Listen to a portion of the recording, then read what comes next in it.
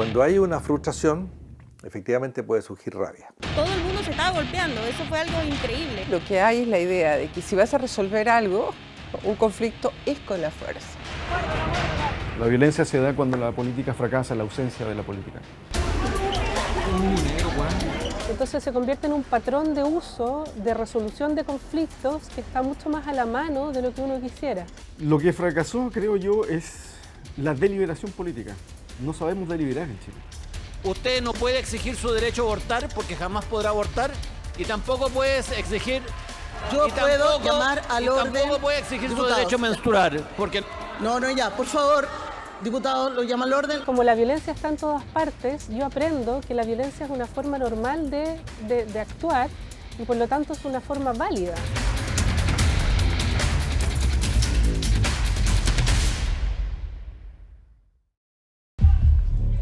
No hablamos de la violencia inherente a la acción delictual. Si uno piensa que hay diferentes fenómenos violentos y que podrían tener una conexión entre ellos, la violencia aparece como algo mucho más preocupante que la delincuencia. Es esa otra violencia, una que habita en el espacio público donde interactúan las personas como usted o como yo. Hay una sociedad que tiene un uso de la fuerza demasiado frecuente, que está resolviendo o que está comprendiendo, que es lo que muestran las investigaciones, que el uso de la fuerza es el camino más rápido y más eficiente para conseguir las cosas.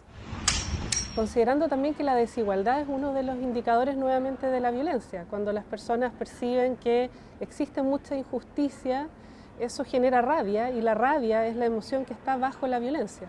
El diagnóstico es unánime, el síntoma transversal, no hay brecha generacional, ni social o cultural. Hay un sentimiento muy extendido de desencanto en la población, o sea, como de desencanto de promesas incumplidas.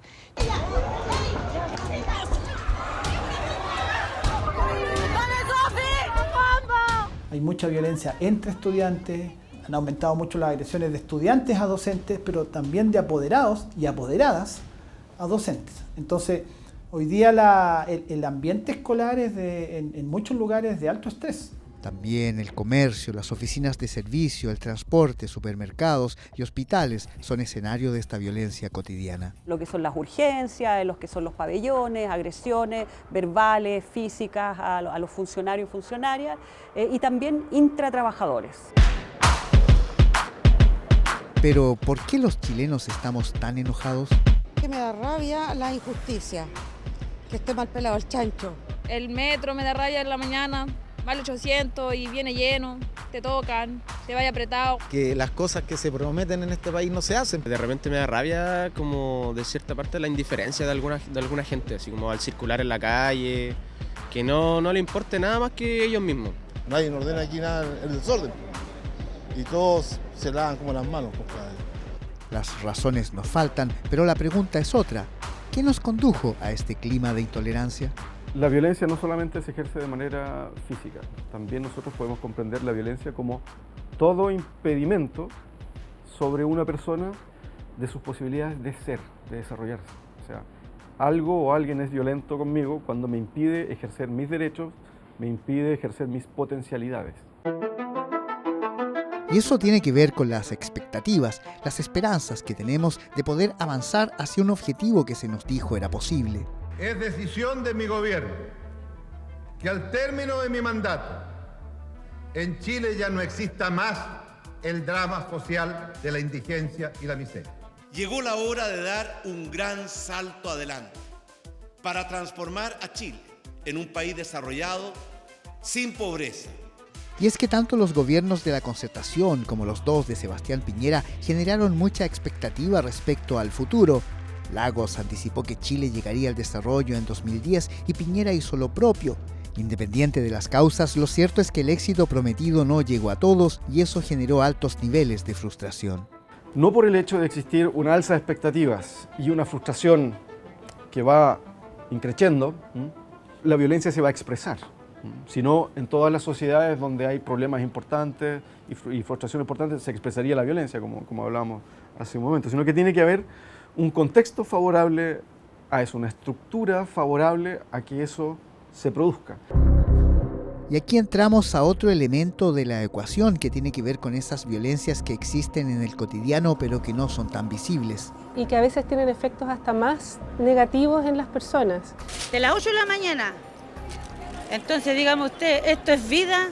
Un ejemplo son estas irritaciones que genera, por ejemplo, el maltrato o los abusos, donde existe un trato que es desigual hacia ciertas personas. Algunas personas hacen una fila larga para acceder a la salud, mientras que otras personas pueden pagar por un sistema privado y no necesitan hacer fila.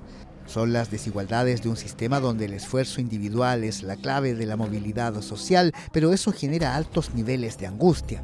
Para muchas personas las exigencias son exigencias muy altas en términos de ir más allá de los límites corporales, ¿no? Y psíquicos que las personas tienen. O sea, uno tiene un trabajo, pero además tiene otros pequeños trabajos en otros lados, porque nunca estás seguro si este trabajo te va a durar o no te va a durar, qué va a pasar más adelante, porque en realidad el salario no te va a alcanzar para, etcétera, etcétera. Y eso termina por afectar la salud mental de todo el mundo.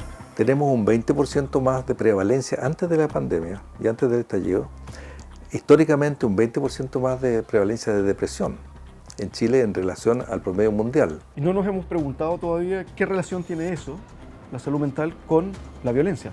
La salud mental es como una especie de termómetro de una caldera. Te fijas que uno puede ver así, cuando sube los problemas de salud mental, decimos que hay un mal funcionamiento social que tenemos que ver. A estos factores sumamos el individualismo imperante que nos distancia del otro. Y lo más terrible de todo es que desde el punto de vista estrictamente científico, desde el punto de vista biológico, somos una especie animal que es por naturaleza social. O sea, nacimos y pudimos sobrevivir y pudimos expandirnos por el mundo gracias a nuestra capacidad para colaborar, etcétera, etcétera. Pero nuestra cultura, desgraciadamente, está actuando en contra de nuestra naturaleza al último tiempo. El otro se vuelve tu competidor, no tu colaborador.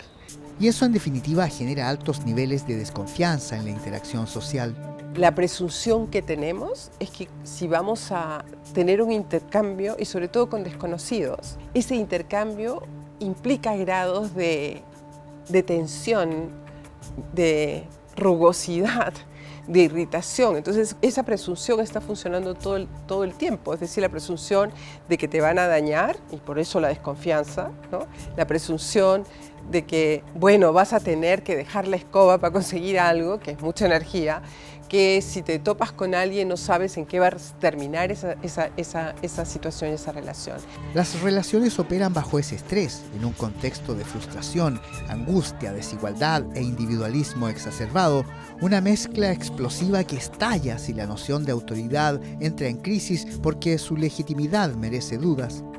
Muchas autoridades muy importantes no se han estado a la altura de lo que se espera de una figura de autoridad socialmente. Yo creo que esa es una parte. Y la otra tendría que ver con la forma como entendemos el ejercicio de la autoridad en Chile.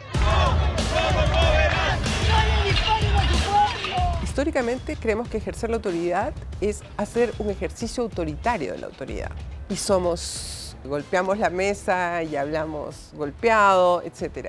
Hay una convicción de que eso es lo único eficiente. Entonces hacemos una confusión entre autoridad y autoritarismo, lo cual ha tenido como repercusión, por un lado, que cada vez que uno diga autoridad, un sector de la población o del mundo político, no sé cómo llamarlo, crea que lo que tenemos que hacer es ser lo más autoritarios que seamos posibles de ser y usar toda la fuerza que tengamos y virtualmente movilizarla y todo el poder que podamos usar. O una otra lectura que es, en esta asociación autoridad y autoritarismo, toda autoridad no vale nada.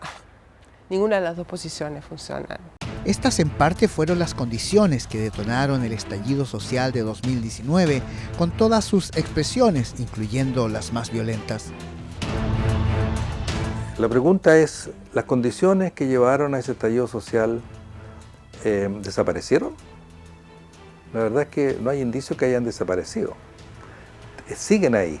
Hoy parece como si todo hubiera cambiado y estuviéramos en otro mundo y hubiéramos tenido una especie de episodio psicótico social con el estallido de 2019, y yo creo que se hace mal empezar de esta manera. O sea, creo que hay que restituir lo que ese momento significó no simplificarlo con esta cosa de volverlo en un momento puramente así como delincuencial o subrayando de nuevo este lado así como de la violencia, que en muchos casos es reprensible, yo no voy a discutir sobre eso, pero que ponerlo en ese lado solamente y poner el foco ahí te hace olvidar que esto no era un episodio psicótico, un estallido psicótico del país, que era una expresión llena de contenido y que ese contenido sigue ahí.